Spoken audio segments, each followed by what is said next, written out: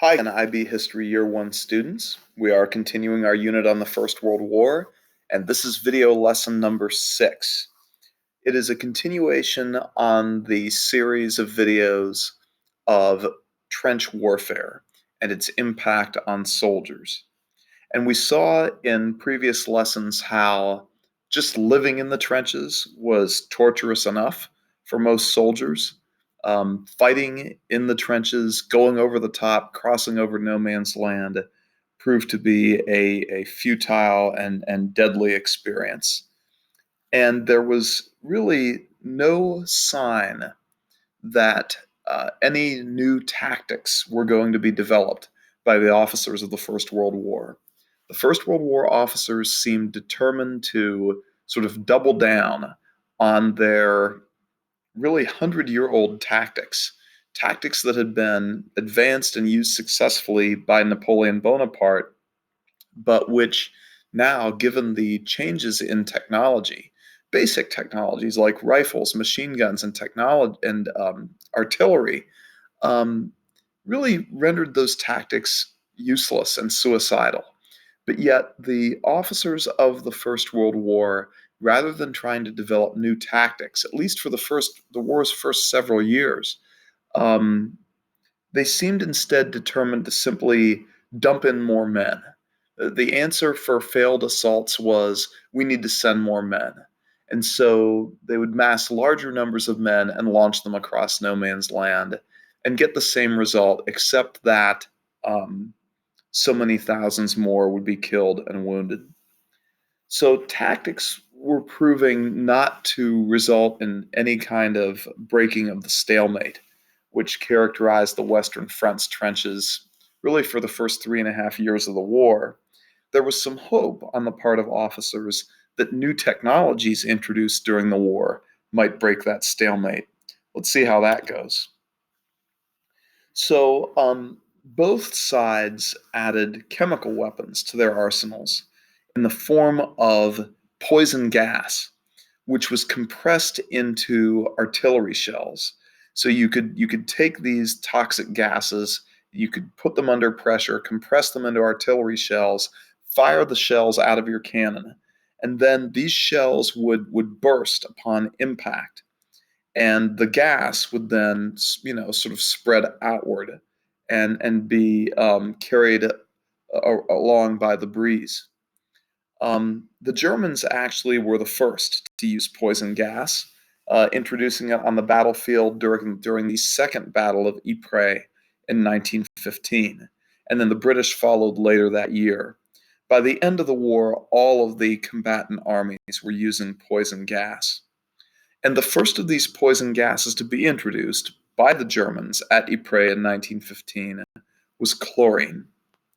And chlorine gas attacks really the windpipe and the lungs, causing spasms, causing the muscles. It irritates the airway, and it causes the muscles that surround the throat to begin to spasm. And finally, the more those muscles spasm, they finally seize up completely, and it leads to suffocation.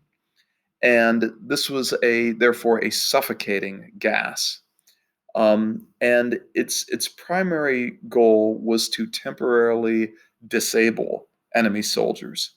Now, if you breathed in enough of it, it could in fact kill you. The choking effect of the chlorine gas could result in death, but that was not the expectation. The expectation was that the enemy soldier would probably not breathe in so much as to kill them, but would breathe in enough that as they collapsed to the ground and coughed and gagged and choked and suffocated, even for a temporary period of time, that would open up a window for enemy soldiers to advance across no man's land without being shot at.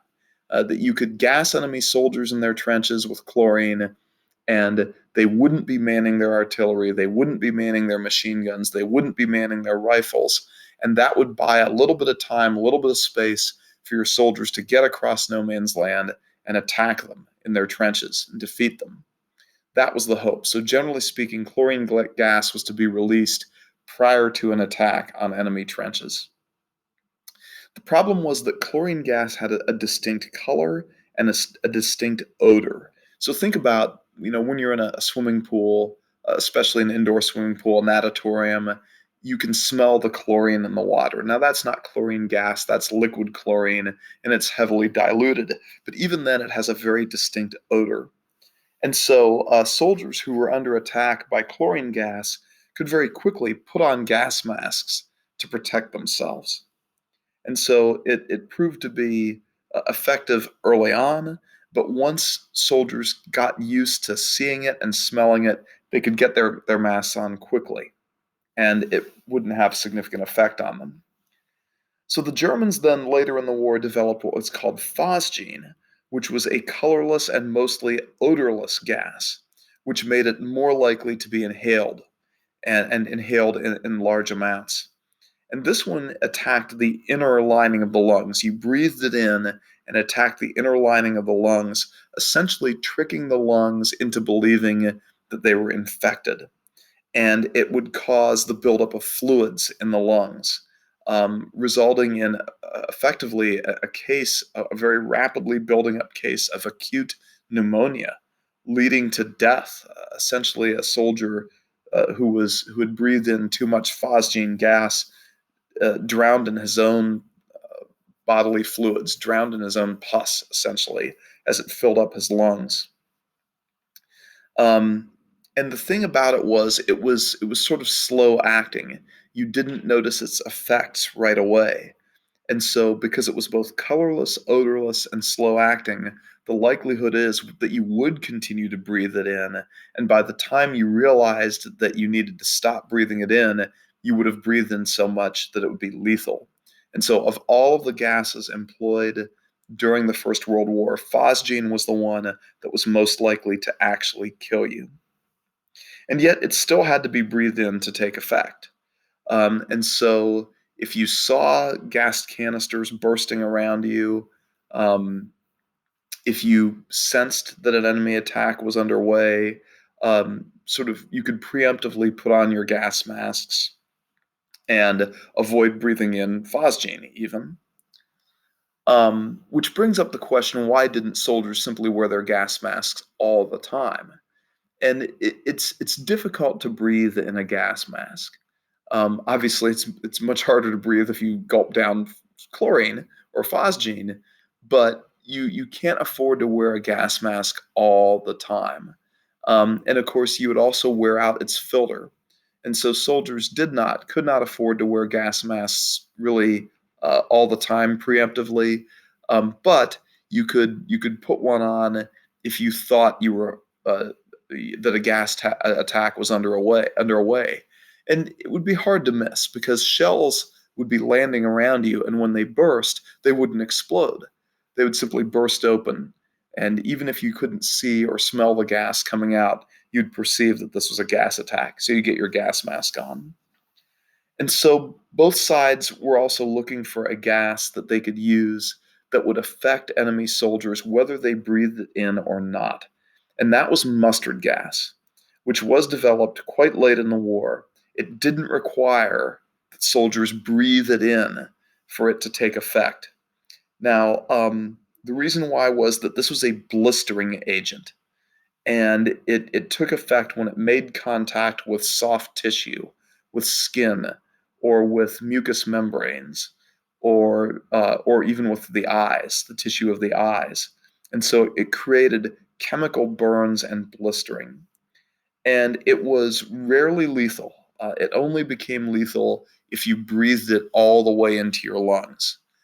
If you breathed enough mustard gas all the way into your lungs, it would cause the inside of the lungs to become chemically burned and begin to blister. And it would, because of that irritation, the victim would begin to cough, and because the lungs were blistering, they were becoming brittle, and they would begin to sort of fall apart. And this would create more irritation and more violent coughing. And a person who breathed in mustard gas into the lungs was liable to die as they coughed out their lungs chunk by chunk. But generally speaking, that was very unlikely to happen. because mustard gas, like chlorine, had a very distinct color and odor. It was yellowish like mustard, and it had a sour smell like mustard. It wasn't made out of mustard. It was called mustard gas because of its color and its odor. And the problem was here that it created these chemical burns, and it was extremely painful. This is an American soldier who has been struck by mustard gas, and you can see the chemical burns. It looks like he got the worst of it on his face and on his neck, but he also has blistering on his arms and even under his armpits. And the reason why this was true was that even wearing clothes did not protect you from mustard gas. It would soak into the fibers, it would soak into the clothing itself. And so the reason why mustard gas was used so much during the war was that you couldn't protect yourself from it by wearing a gas mask. You could protect yourself from being killed by mustard gas by wearing a gas mask, but you couldn't protect it from its overall effect because any part of your body that was exposed to it, including parts that were exposed when it soaked through your clothing, would begin to blister up in these horrible, painful burns and blisters. And so, although lethal to few, it was debilitating. The pain was debilitating, really, to anybody who was exposed to mustard gas. And again, the purpose here was to leave the soldiers. You would fire mustard gas into the enemy trenches prior to an attack, debilitate the enemy theoretically, and and then when you cross no man's land, you wouldn't face as much fire and resistance from the defenders of the trenches. They would be writhing in pain from the mustard gas. And so you'll note um, that there were over 1 million soldiers during the First World War who were victims of gas attacks, who suffered wounds, who were casualties of gas attacks. But of those million, only 90,000 were fatal. Only 90,000 fatal casualties, which is still quite a few. To imagine 90,000 people choking to death or coughing out their lungs or drowning in their own fluids is still horrific.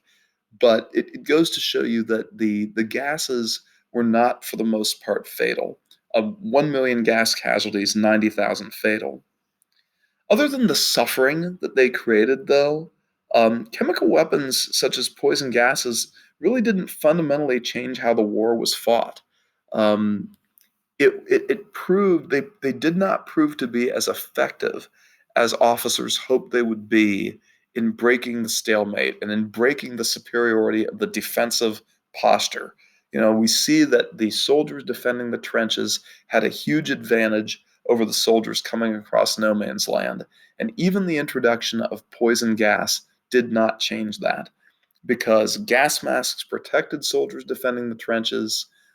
Even mustard gas, because it was more dense than air, tended to sit down low. And so, if you could get up to somewhat higher ground, you could get up away from the mustard gas. And of course, gases could also be fired into no man's land and could affect soldiers who were crossing no man's land. And so, the introduction of poison gas really it created widespread suffering. It made the war experience much worse for the soldiers who had to fight it. But other than that, it didn't change the nature of the war and it didn't change its outcome. So the tank was developed primarily by the British, and it was to be used in support of infantry who were advancing across no man's land. You can see that it was quite a beast, and kind of very different in its appearance from tanks that we think of today. Notice it lacks that rotating turret with a big main gun on the top. And these tanks, these great sort of land behemoths, they only crawled across no man's land at a top speed of 3 miles per hour. And that's quite slow, but that was just fine because unlike modern tanks or current tanks, which are meant to be the main offensive weapon on the battlefield, these tanks never were. The tanks used in World War I were always meant to be a support for infantry. They weren't meant to replace infantry as the main offensive weapon. They were to support infantrymen going over the top, moving across no man's land. And the support that they provided was effectively a big moving shield. Tanks were supposed to provide cover to infantrymen moving across no man's land against rifle fire and against machine gun fire. So it was fine that the tank only advanced at 3 miles per hour because that's the pace at which a human being typically walks.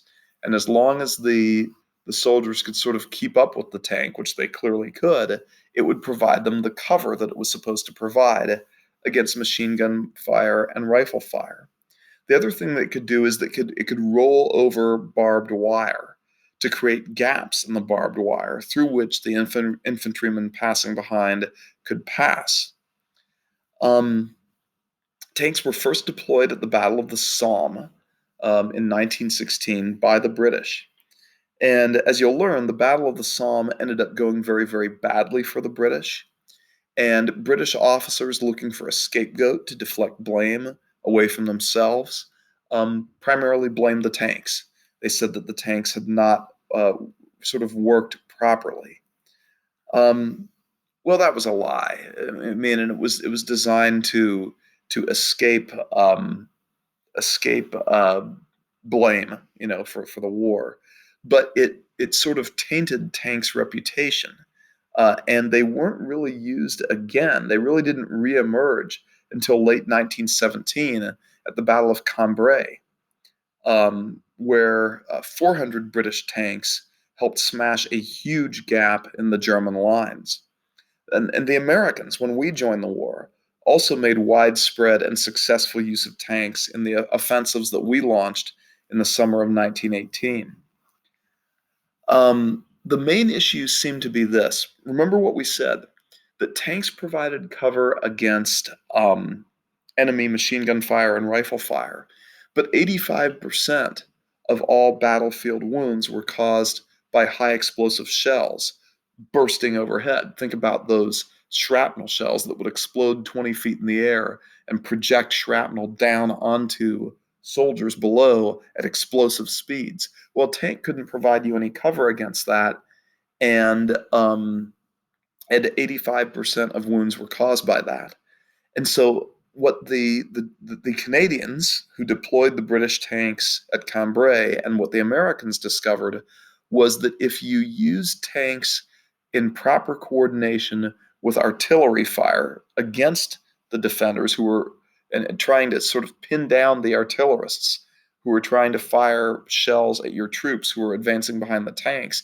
If you used your own artillery in proper coordination with the tanks moving forward and suppressed some of the enemy artillery fire, then the tanks were useful and they did provide cover against those other enemy weapons, machine guns and rifles. But ultimately, like poison gas, tanks alone really didn't change the way the war was fought, nor did they impact its outcome. The kind of protection that they provided still was pretty limited, and it didn't ultimately break the stalemate on the Western Front. So, what about aircraft? So, lighter than air aircraft. So, when we speak of lighter than air aircraft, we're talking about aircraft that remain aloft in the sky because they are filled with something that is less dense than air, like hydrogen or helium. Okay? That's what lighter than air aircraft refers to. Um, and so we're talking about blimps, dirigibles, zeppelins, balloons. Um, so lighter than air aircraft had actually been deployed um, in um, in the U.S. Civil War. U.S. Union officers sometimes used hot air balloons as airborne observation posts to help see the increasingly large battlefields of the U.S. Civil War and to direct their artillery. And, you know, during World War I, battlefields had grown even larger. Think about Napoleon Bonaparte.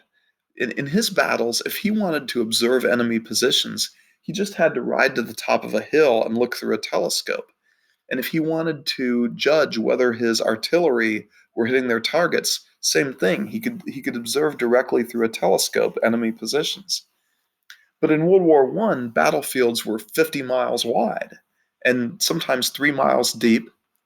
And also, artillery had advanced to the point where they could fire a projectile for 3 miles.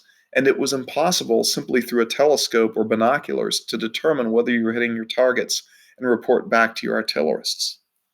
And so, lighter than air aircraft, blimps, dirigibles, zeppelins, whatever, were used during World War I as airborne observation posts to help detect massings of enemy troops on the other side of no man's land to try to project when an enemy attack was coming.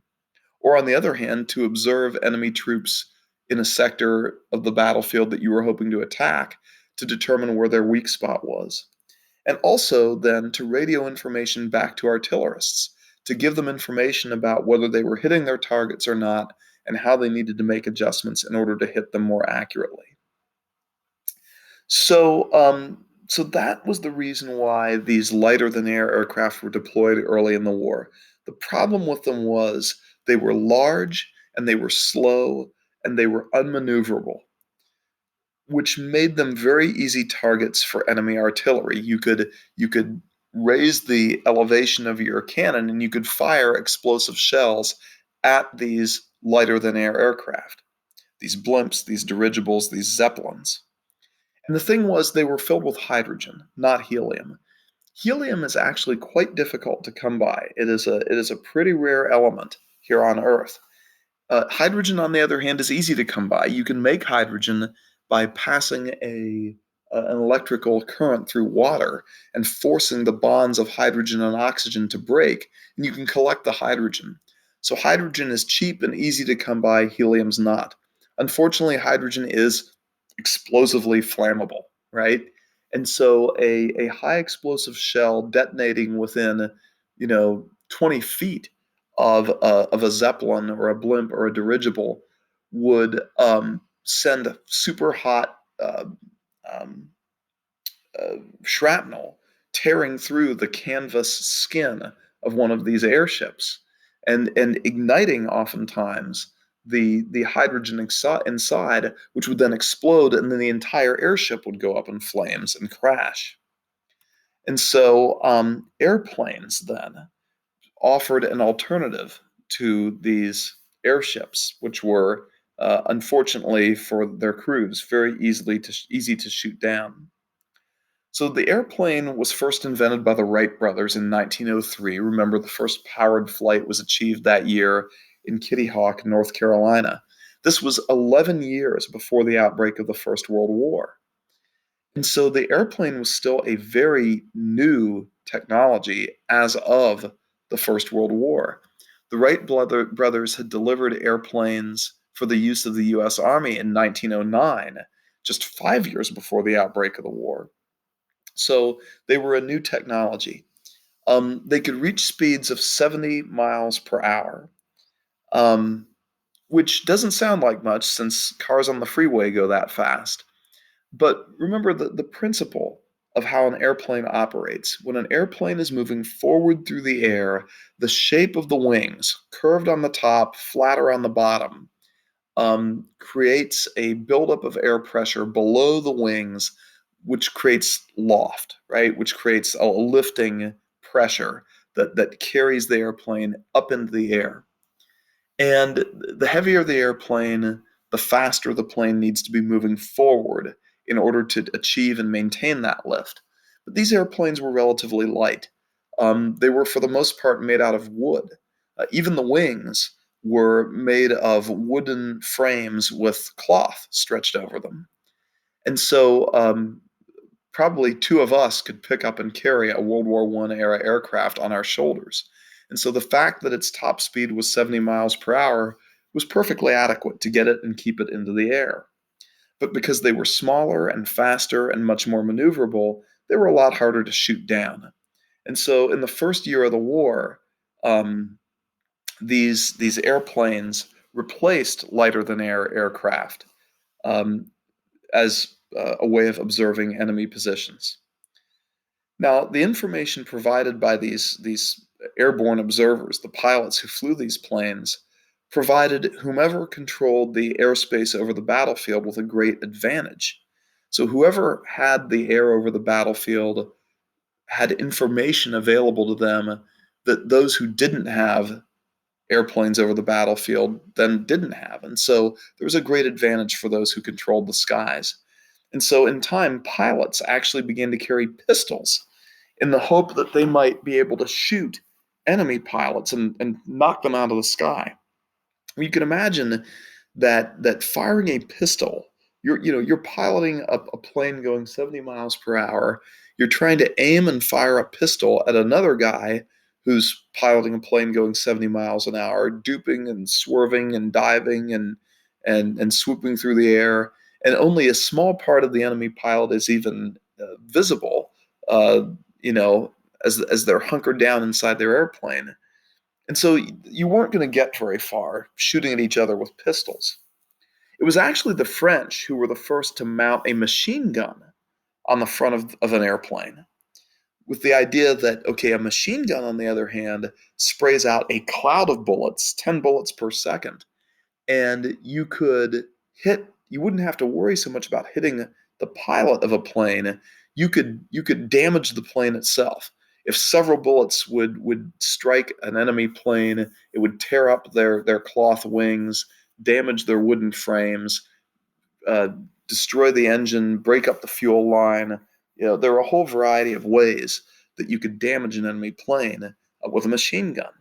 So the French mounted a machine gun on the front of a plane.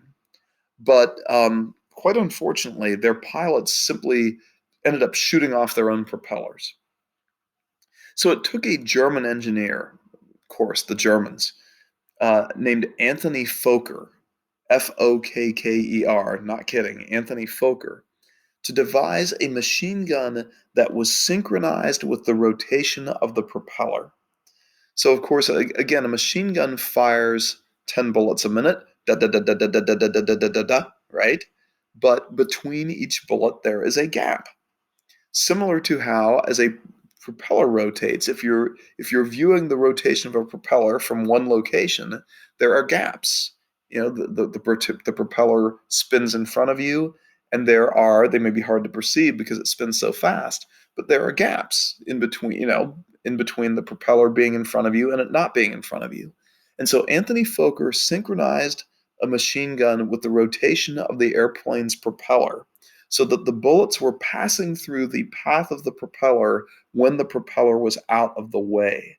So the pilot could essentially fire through the path of the propeller as the propeller rotated. So quite a remarkable achievement, a synchronized machine gun mounted on an airplane. And for a time then, the Germans enjoyed a huge advantage in the skies because they had this technology and the British and French didn't. But of course, the British and French eventually caught up, developing their own synchronized machine guns. And so the age of aerial combat began, also known as dogfighting. And fighter pilots really became the most romanticized and admired heroes of this war because really ground combat, the fighting of infantry, had really been stripped a lot of its opportunities for heroism because trench warfare was fought by these masses of men who advanced sort of namelessly and facelessly across no man's land and were massacred without having opportunities for individual heroism, really. And the men defending the trenches similarly were almost like men who were operating machines in a factory, um, except that their product was dead bodies as they fired their machine guns and their rifles and their artillery and wiped out these masses of men. So ground combat had lost so much of its opportunity; it had become faceless and anonymous. But piloting airplanes in dogfights and shooting down enemy planes was like medieval combat by knights jousting. It offered opportunities for individual heroism, and it was you were using this technology which seemed almost like magic that allowed men to fly. And so, the fighter pilots who were dogfighting in the skies over the Western Front became romanticized and heroic figures. And in fact, the war's most famous fighter pilot was Germany's Manfred von Richthofen, who was in fact a German nobleman, a baron by title. And so he was Baron Manfred von Richthofen. And because he and his squadron of pilots, they painted their planes in bright colors, to add to their mystique and to their heroic status. And he in particular painted his plane red. And so he was known as the Red Baron. And he achieved 80 kills over the course of the war. That was the most of any pilot in the war, before being shot down and killed himself by a Canadian pilot in 1918.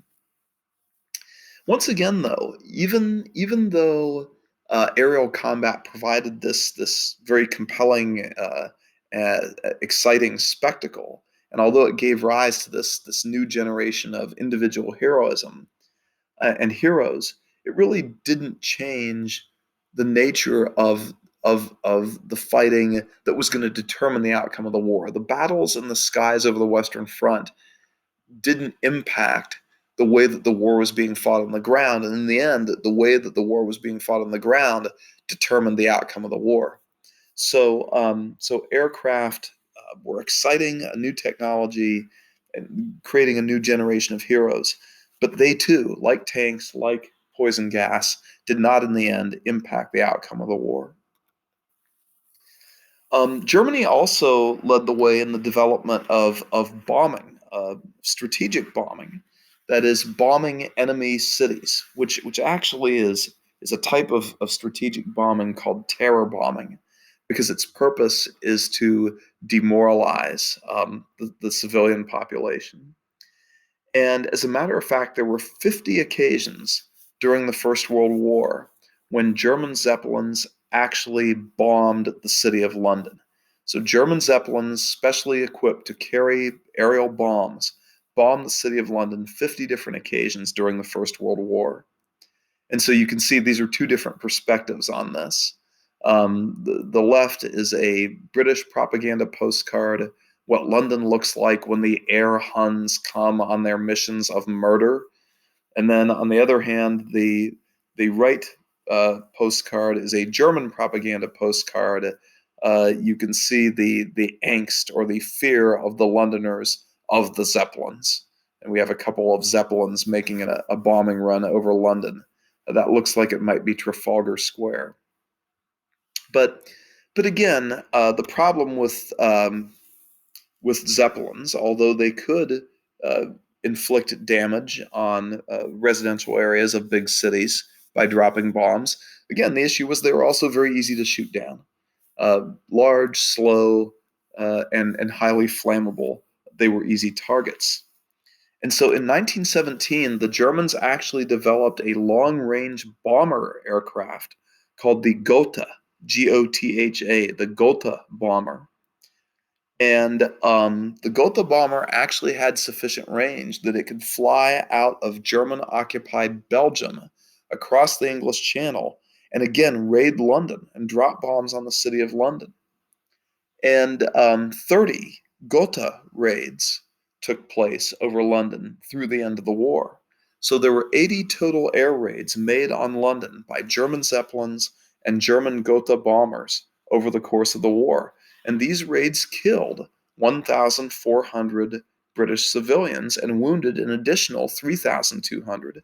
So almost 5,000 British civilian casualties killed and wounded as a result of German strategic bombing or German terror bombing during the First World War. But again, although the suffering inflicted on the families and the neighborhoods that were hit by Zeppelins and Gotha bombers, although it was tragic, the raids really didn't have an impact on the outcome of the war. The German, Zeppelin and bomber raids on London did not sufficiently demoralize the civilian population to the point where they were putting pressure on the British government to end the war. or if the civilian population did in small pockets put that kind of pressure, the British government didn't listen to them. And it didn't have a significant impact on war production either. In the Second World War, strategic bombing focused on reducing the ability of the enemy to produce war supplies, war materials. And that was true strategic bombing. This was terror bombing, really. And it didn't have an impact on war production. So, once again, another new way of using technology, but one which in the end really didn't have an impact on the way that the war was fought or on the outcome of the war.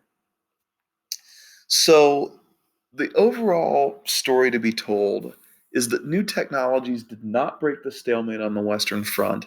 They didn't change the nature of the way the war was being fought, and they didn't change its outcome. For the most part, the only thing that new technologies did was add to the suffering of both soldiers and civilians. And I want to focus a little bit on that suffering now, more focusing on the suffering of soldiers, and later on we'll focus on the suffering of civilians. Um, about 10% of all soldiers who fought in the First World War experienced being taken prisoner. Most soldiers who actually made it across no man's land and were able to breach enemy barbed wire and actually breach enemy trenches usually were taken prisoner because the enemy could bring up reserve soldiers. The army defending the trench that had been breached, could bring up reserve soldiers, sort of tamp down that breach, and then the soldiers who had made their way across no man's land and had created that breach now became prisoners. And many were killed at the point of capture, not actually taken prisoner, but killed at the point of capture. Those who were not killed at point of capture were likely to die in a prisoner of war camp. Prisoner of war camps during the First World War were not, in most cases, um, uh, designed to kill.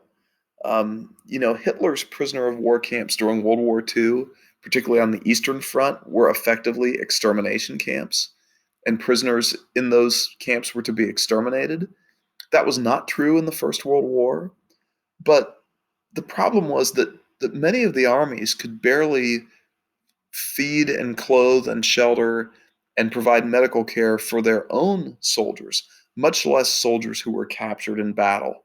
And so soldiers in prisoner of war camps during the First World War oftentimes were malnourished and ill sheltered and not provided adequate medical care. And so millions of prisoners died in camps due to hunger, malnutrition, starvation, disease, and neglect of wounds. It is estimated that in addition to the 10% of all soldiers who were captured became prisoners during the First World War, in addition to those 10% who became prisoners, about half of all soldiers were killed or wounded.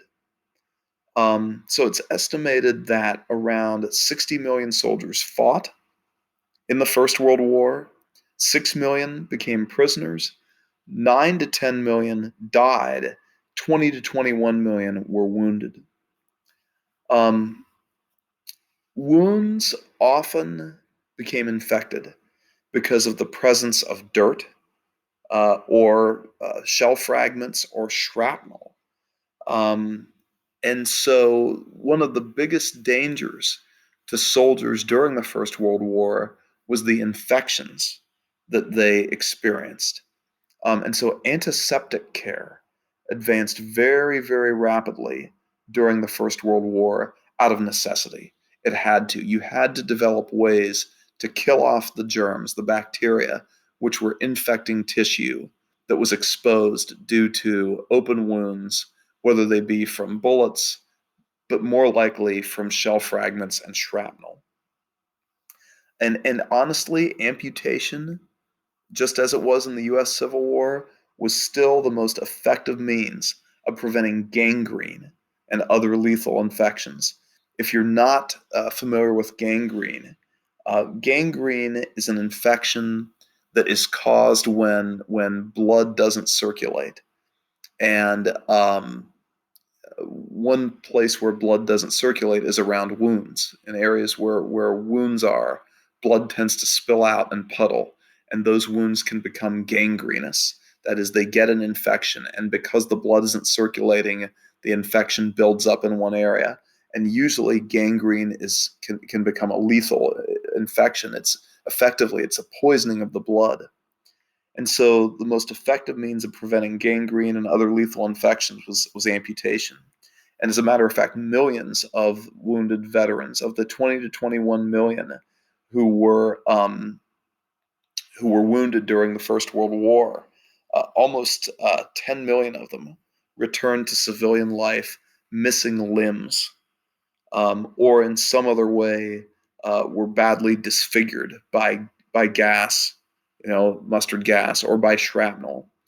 And this caused another technology besides antiseptic technology and antiseptic care, prosthetics and physical therapy became areas of medicine that had to advance very, very rapidly in an effort to return these soldiers who had suffered loss of limbs to civilian life. Um, I'm sorry, I didn't want to go there yet. Um, there were even efforts to make um, prosthetic faces for soldiers who had suffered disfigured faces from either a bullet or shrapnel tearing at the flesh of the face, or uh, like permanent scar tissue from mustard gas. So even prosthetic faces were making advancement, but the reality is none of these really allowed a full return to normal life. Many soldiers also began to show signs of psychological distress and mental illness. Remember that exhaustion was an experience that many soldiers dealt with because of the lack of sleep that was possible in the trenches. And this exhaustion was both physical and mental exhaustion. And if you combine that with the stresses, the psychological stresses, and the psychological traumas that these soldiers experienced, it's not surprising that there was an unprecedented amount of mental illness and psychological distress among soldiers in the First World War. There was an unprecedented number of self inflicted wounds during the war as soldiers attempted to escape the trenches and get sent to field hospitals and perhaps be sent home. And the suicide rate was very high. Um, but the most widespread case of psychological trauma or psychological illness that soldiers manifested during the First World War was called shell shock by the people of that time. It was called shell shock because they literally believed that it was caused by the physical impact of shell explosions on the brain. They believed that the percussion, the shock of shells exploding had jolted the brain around inside the skull and were causing the brain to misfire and cause erratic behavior. Victims of shell shock seemed not to be able to control their emotions. They cried uncontrollably, they screamed uncontrollably, they laughed or giggled uncontrollably, they trembled, shook uncontrollably. And in many cases, it led those who did not suffer from shell shock to see them in some way as cowards or slackers or in some way unmanly because they were crying or screaming, um, seemingly without any sort of rationality to them. And shell shock typically lingered long after the war. So long after soldiers returned to civilian life, they continued to experience shell shock. And we today refer to it as post traumatic stress disorder, or PTSD. And there was really no understanding of how to treat this. Soldiers returning to civilian life who continued to experience shell shock were met with incomprehension and fear by both loved ones and the general public. Um, it was commonly believed that the only way to treat shell shock was through the will of the individual to overcome it. And so, oftentimes the incomprehension of those around them and of society, and the sense that only the individual could overcome this condition through their will, meant that soldiers went untreated, veterans went untreated. Solitary confinement was sometimes attempted. That didn't work. Shock therapy actually provided some evidence of success. Literally shock, electroshock therapy, but of course it was painful for the soldiers involved, the veterans involved. But it seemed to offer the best prospect of relief. And yet, despite all of this, many soldiers found ways to cope with the physical and psychological stresses imposed on them by life and fighting in the trenches. During periods of inactivity, soldiers were encouraged to play sports. Soccer, of course, was the most popular sport in Europe, and soldiers played soccer behind the trenches, organizing matches and even leagues. Basketball was introduced to Europe by American soldiers in the war's final year. Um, the soldiers organized theater troupes and musical ensembles to put on performances for their fellow soldiers. At a more private, individual level, soldiers spent their downtime writing letters home and reading letters from home, reading books. Most units had a small unit library, and of course, playing cards and gambling. Um, I mentioned to you that early in the war, there was a rotation system that was meant to allow soldiers to rotate out of the trenches and experience going on leave every few months or so. If you had a longer leave, you could travel back to your home and visit your family. Like 2 weeks leave would allow French and German soldiers to go by train back home and spend some time with their families. Um, British soldiers had a harder time of that since they had to travel across the English Channel. If you were on shorter leave, or if you were British, you might go into the back country and find a local family who was willing to give you a warm bed and a bath and home cooked meals. Um, Interestingly, both armies also arranged well regulated and carefully sanitized bordellos. Uh, Less, maybe more coarsely called whorehouses. Both armies hired armies of prostitutes uh, who they could keep under their control, because they feared that if they didn't maintain official houses of ill repute, if they didn't maintain official bordellos, the soldiers would go out and find sexual recreation themselves. And that wouldn't be well regulated, and it would lead to the spread of sexually transmitted diseases. And so the armies maintained their own, all of them maintained their own well regulated, sanitized whorehouses so that the troops could ventilate their sexual energies. Um, One of the most famous stories about soldiers finding ways to cope was the Christmas truce of 1914. Soldiers on both sides on Christmas Eve of 1914, in a sector of the Western Front where the trenches were really only dozens of yards apart from each other. Um, Soldiers began singing Christmas carols and spontaneously began singing them, performing them for each other.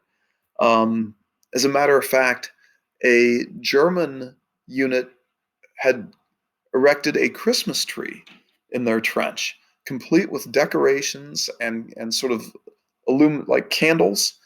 And a British unit heard called out from the other side of no man's land, uh, "Hello, English! Where is your Christmas tree?"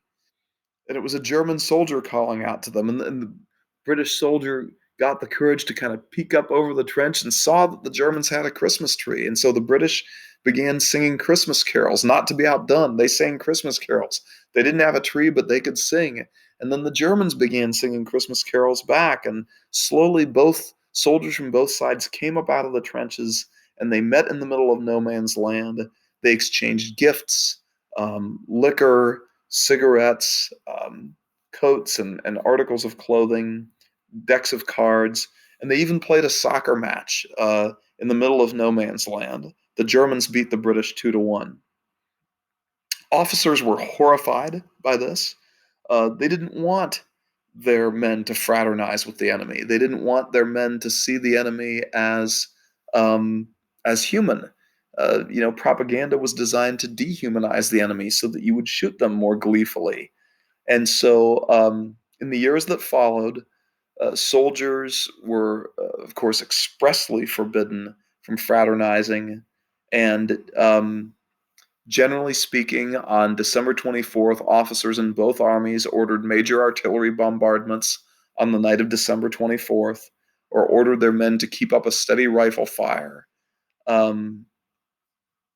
Soldiers on both sides reported deliberately aiming high. Artillerists reported deliberately overshooting the enemy, um, literally, as they said, shooting at the stars in order to avoid causing any real danger to the soldiers who were attempting to celebrate Christmas on the other side of no man's land. So there were ways of coping, but when coping failed, entire units could break down. Every army who fought the war experienced varying cases of mutiny, especially as the war dragged on. The most prominent mutiny took place in the summer of 1917, when essentially the entire French army mutinied. I mean, obviously, it started small and it spread from unit to unit, and effectively the entire French army was in a state of mutiny in the summer of 1917. Whole units declared, "We will defend the trenches, but we won't attack. We will defend the trenches, but we won't attack." Because, of course, by that time it was so plain that going on the attack, swarming across no man's land, was simply a suicide mission. Marshal Philippe Pétain um, basically put an end to the mutiny, and he used a combination of harsh discipline. So mutiny leaders were arrested and executed by firing squad. That's what you are seeing here in the lower right hand picture. And then on the other hand, um, leaves were increased. Um, Pétain told the soldiers that there would be no more pointless offensives. The French army would not launch any additional offensives unless there was real reason to believe that they could be successful. And by scaling back on going on the offensive, that allowed for increased opportunities for leave and and also more rations to be distributed to French soldiers. And so the French mutiny of the summer 1917 was effectively brought to an end through this combination of sort of positive incentives and harsh discipline.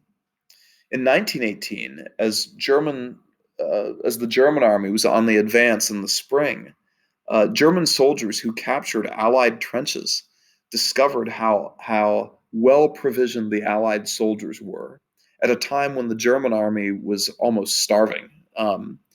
And often German soldiers during that period engaged in a form of passive resistance with whole units. When they captured Allied trenches, they would be, the officers would be ordering them to continue the pursuit of Allied soldiers who were retreating, but the Germans would simply settle down in the trenches and stuff their pockets with whatever the Allied soldiers had left behind, food and alcohol and cigarettes and anything. And so it was a form of passive resistance on the part of the Germans to simply disobey the orders to continue the pursuit and instead settle into the Allied trenches and provision themselves. And Russian soldiers deserted the Russian army by the hundreds of thousands prior to and during the Russian Revolution.